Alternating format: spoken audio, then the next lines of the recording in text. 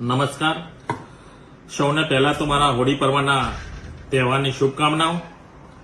અને 2 દિવસથી social media અને મીડિયામાં જે અફવાઓ ચાલી રહી છે કે આણંદમાંથી ભારતીય જનતા પાર્ટીના ઉમેદવાર મિતેશભાઈ પટેલ બદલાય છે, આ અફવાઓ જ છે. અફવાઓમાં કોઈ પણ નાગરિક અથવા ભારતીય જનતા પાર્ટીના કાર્યકર્તાઓને વિનંતી કરીશ કે ફક્ત ને ફક્ત આ અફવાઓ છે. આણંદમાંથી ઉમેદવાર તરીકે મિતેશ પટેલ છે અને મિતેશ પટેલ જ ચૂંટણી લડશે.